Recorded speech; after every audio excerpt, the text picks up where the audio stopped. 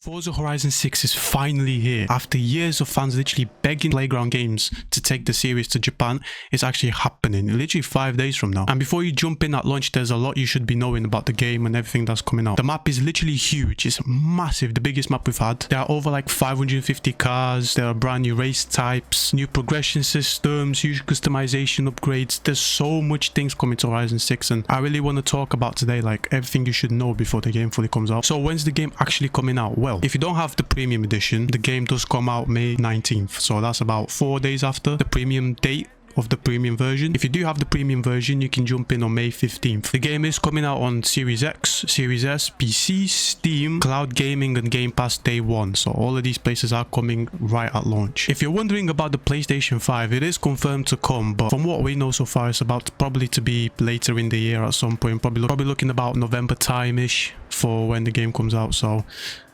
PlayStation fans, don't worry, it is coming, but soon. However, you might have noticed I didn't say a generation of consoles, the Xbox One. We are finally ditching the last generation consoles. It's not coming out on Xbox One, so you don't have to worry about 50-year-long loading screens, anything like that anymore. Literally, we're gonna have all the upgrades and potential because we're running it on an SSD and more powerful hardware now. So let's talk about what everyone literally wanted for years: Japan. Playground didn't just make a generic version of Japan like, you know, every other type of Japanese racing game type of game makes, like a very bland version of the map. They actually done a lot of things, so you can expect a lot of these things, such as the Tokyo City streets, Shibuya inspired district, Tokyo Tower C1 loop, mountain toge roads, rural countryside, cherry blossom roads, snowy mountain areas, coastal roads, everything bang is coming at you, because it does look literally like the most diverse like map that I've seen from them make. I think this is the craziest map I think they could ever make so far. It's gonna be so big, because you're gonna have street racing in Tokyo in 1 minute, and then the next minute you'll be able to literally race down in Tokyo. Then you're gonna be able to go drift through the mountain. Then you're gonna be able to slam through the countryside roads. You literally can do everything in this game. So the map literally is gonna be like probably the best we've ever seen so far. But now probably we're wondering like, okay, but what about the cars? How many cars are we looking at? So the game did leak a little bit. The files you might see online, they leaked a little bit, and they confirmed that there's about 550 plus cars at launch. Now that's what Horizon said, but from what we saw in the leaks, it's more about 600 something plus. But my guess is about 100 of those cars probably going to be festival playlist, if you know what I mean. And there's also going to be a lot of car passes, DLC packs, welcome packs, pre-order. Like there's a pre-order bonus car if you pre-order now, and such and such. So we got load of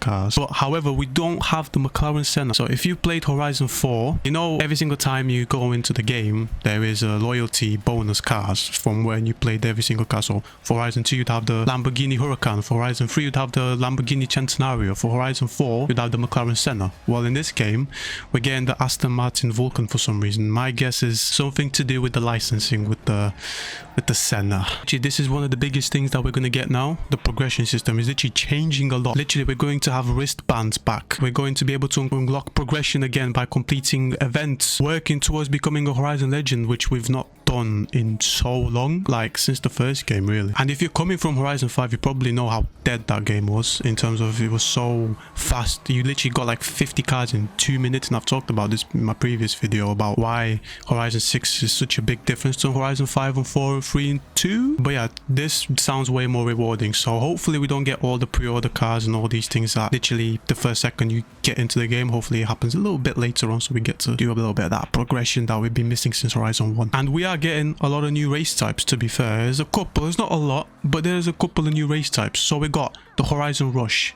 It's an obstacle course race thingy, time attack type of thing, you get me? If you remember back in the day when we used to play around Horizon 2 in the docks, there used to be people used to drift around it and do things. There is a race like that around the docks, very similar vibes, except it's probably like time attack related, something like that. I'm not too exactly sure. We'll have to see when the game comes out really. We are going to have the proper time attack. So obviously, as I said, the Horizon Rush is more like a time-based thing where you have to probably pull out as many skills and stuff like that and points and stuff within a time limit. Whereas the time attack is more so a race circuit, like a tiny little race circuit where everybody in the online free mode can join up together, go at it again at each other, keep going, see who can get the best time in that time attack type of thingy. So we're gonna have also drag meets, car meets. So if you remember the C1 loop, in it there's like a little like parking slot. You can go in, pull into any parking bay you want. You can park your car there and you can literally see everybody's car, and you can buy, from what I've heard and seen, you can probably buy each other's cars. You can take each other's liveries or stuff like that. You can check everybody's car out, do everything you want to do and stuff like that. And also we're going to get some new customization in this game, which we've not had in any previous game. So this is the specific ones that we can get, which is the painting of windows using different front or rear rims at the same time. Need to Speed has been doing that for a long time, but we don't mention that. New aero, Forza Aero. You can customize your garage, which is going to be really sick in my opinion. And yeah, you can also decorate your personal space, build your own estate, and just crazy. We've not had this before. It's basically like GTA, if you can't ask me. GTA lifestyle system type of things now, which is kind of cool actually for a racing game, to be fair. One of the things about Horizon 5 though is that there was a lot of complaints about the car sounds. People thought the car sounds in that game was dog, but in this game apparently we're going to have new recordings of car sounds, we're going to have remastered engine sounds, better turbo noises, better backfires, which is one thing I've been waiting for years now, and improved environmental acoustics, which is kind of cool. So you might be wondering, okay, FCG, I can get into Horizon 6,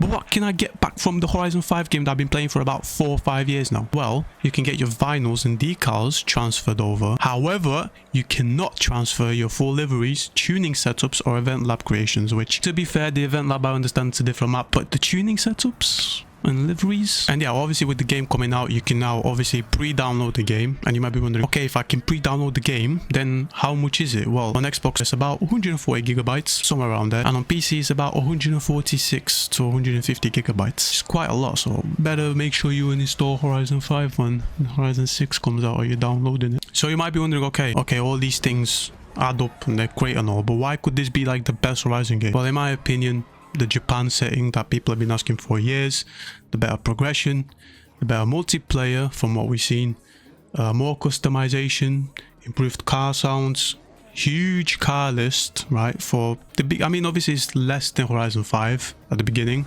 We've got to imagine like Horizon 5 and 4, over their 4 or 5 years time, they've added a lot of cars.